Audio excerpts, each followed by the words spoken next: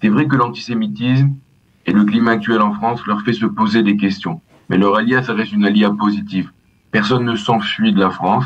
Ils décident de venir de façon positive en Israël, écrire le nouveau chapitre de leur vie en Israël, de rentrer dans leur foyer national, qui est le rôle du pays d'Israël, pour être des acteurs actifs de l'histoire d'Israël.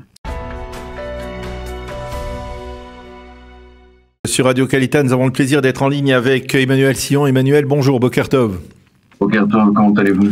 Bien, nous ça va, et on voulait savoir justement comment vous allez à Paris après ce que l'on peut considérer légitimement comme un succès, le succès du salon de l'Alia qui s'est tenu à Paris dimanche. Ici, vu de Jérusalem, on avait l'impression que c'était l'affluence des grands jours. On a parlé de 3500 personnes qui sont venues sur place. Alors essayez de nous donner d'abord une image, si ça confirme effectivement les informations qui sont arrivées ici en Israël.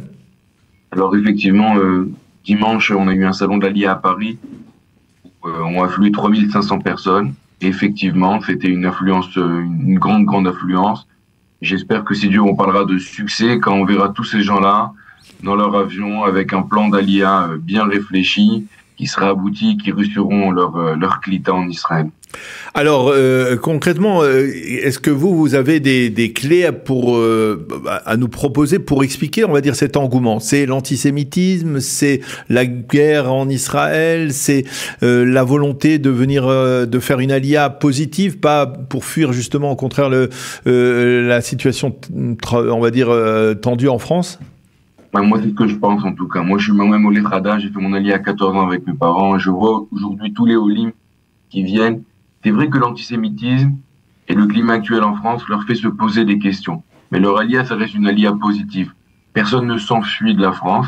Ils décident de venir de façon positive en Israël, écrire le nouveau chapitre de leur vie en Israël, de rentrer dans leur foyer national, qui est le rôle du pays d'Israël, pour être des acteurs actifs de l'histoire d'Israël. Mais tout de même, quand on voit cet engouement, on a du mal à le déconnecter, on va dire, de cette réalité sur le terrain en France. Lorsque l'on dit qu'il n'y a pas un juif qui pense pas à envisager, qui envisage pas de faire son alia, c'est surtout parce que il voit que sa vie de juif en France, eh bien, elle est entravée par de multiples obstacles. Vous savez, je sais pas si qui c'est qui dit ça, qu'on voit pas un juif qui pense pas faire son alia. Je sais que Robert Ejnas, le directeur général du CRIF, avait dit quelque chose, qu'elle est dans cet ordre-là sur Ynet il y a quelque temps. 3500 personnes, c'est beaucoup. C'est 1% c'est à peu près 1% de la population juive mondiale. Aujourd'hui, on imagine que cette année, on aura à peu près entre 3000 3200 juifs qui feront leur alia. Et encore, ça reste des chiffres qui sont relativement bas. Donc, encore une fois, je pense pas qu'on fuit la France. Je pense encore une fois que c'est vrai que l'antisémitisme, le climat qui est un petit peu anxiogène, fait se poser des questions. Et quand on se pose une question, où c'est que je vois mon futur, on veut le faire de façon active en Israël. J'espère que, mais par contre, ce que j'espère réellement, c'est qu'à la fin de ce processus de questionnement, que tout celui qui s'est posé la question fera le pas et viendra en Israël et réussira son intégration. Alors mathématiquement, si on peut faire des mathématiques à ce sujet, sur 3500 personnes qui se rendent à ce salon, combien en général il y en a, combien de pourcentage font leur alia au bout du compte? C'est difficile d'évaluer parce que je veux pas parler en statistiques parce qu'on parle de personnes et j'ai pas envie d'être indélicat. Mais en temps normal, on peut imaginer que une alia d'une famille normale, du moment où ça émerge dans son esprit, ça peut prendre à peu près 3 ans, surtout pour les familles avec beaucoup d'enfants ou des métiers qui sont difficilement exportables, donc il faut préparer son alia. On arrive généralement à 60% au bout de 3 ans, mais dans les grands moments d'affluence, on n'arrive pas encore à avoir totalement des statistiques par rapport à ça.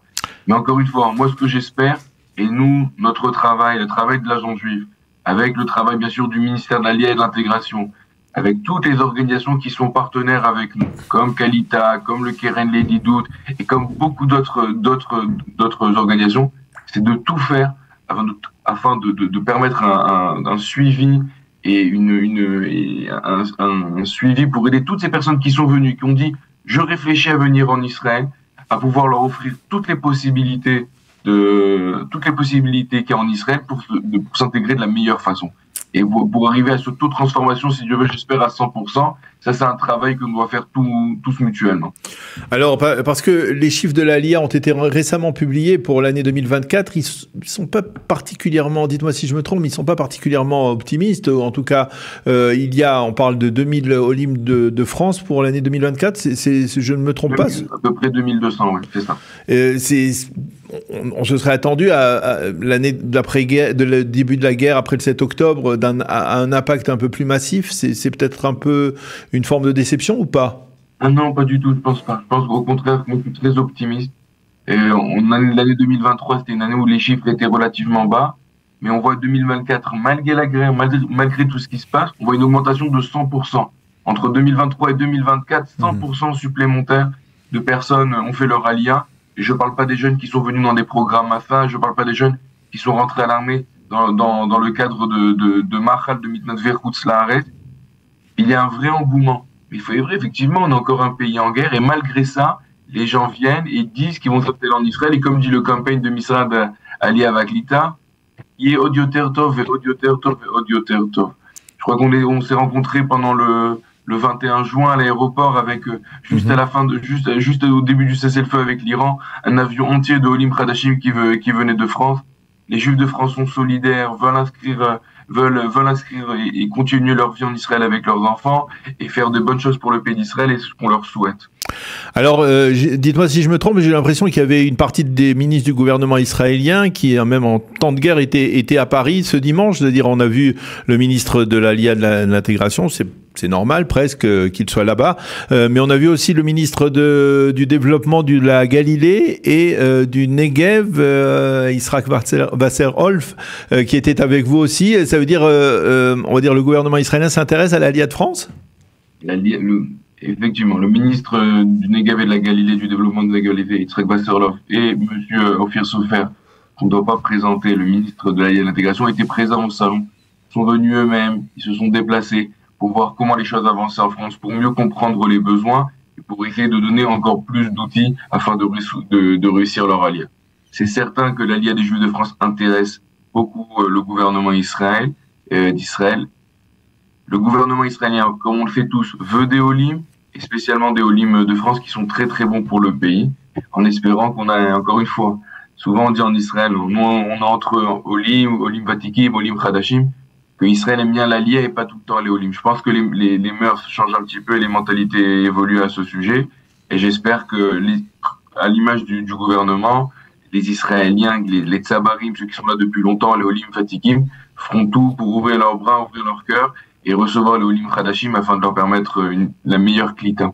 Une dernière question. Les candidats à l'Aliyah aujourd'hui, ils sont mieux informés lorsqu'ils arrivent à ce salon, ils savent exactement où ils vont, lorsqu'ils vont dans les stands, ils savent exactement ce qu'ils demandent et ils sont très, on va dire, très tarles, comme on dit ici.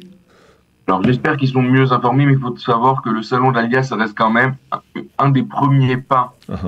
Un des premiers pas. Donc c'est vraiment, on arrive aussi avec beaucoup de personnes qui ne sont pas du tout, qui juste pensent venir en Israël. Et ce qui est bien dans ces salons-là, c'est qu'on puisse donner un éventail d'informations pour les personnes qui ont déjà avancé dans leur processus de réflexion, ceux qui sont au tout début de leur processus et qui commencent seulement à réfléchir. Encore une fois, on est là pour leur donner toutes les informations possibles, avec les différents représentants des différents ministères, mais aussi du Bituach Leumi, des Coupat Olim, des banques, des programmes d'intégration, des organisations qui accompagnent les Olim. Et encore une fois, j'espère que ceux qui viennent à nos salons sortent avec déjà des bonnes réponses pour continuer leur planification. On est aujourd'hui à Marseille. Hier, on a eu un grand salon à Marseille aussi, avec une très très belle affluence à Marseille. On continue ce soir à Lyon. Et bien sûr, l'Agence juive avec les différents autres organismes. Encore une fois, je vais reciter Kalita. On est là tout au long de l'année, pas seulement dans les salons, et pour pouvoir accompagner les Olim tous ensemble, le ministère de l'Intégration, l'Agence juive, Kalita et toutes les autres organisations. Eh bien, Emmanuel Sion, merci beaucoup de nous avoir donné ces informations relativement, en tout cas, très certainement encourageantes concernant donc ces candidats à l'Aliyah qui se sont pressés dimanche au salon de l'Aliyah. Merci beaucoup et on vous souhaite bonne chance, bonne réussite et Shana Tova également. Merci beaucoup, Shana Tova, Batzlacha Rabba.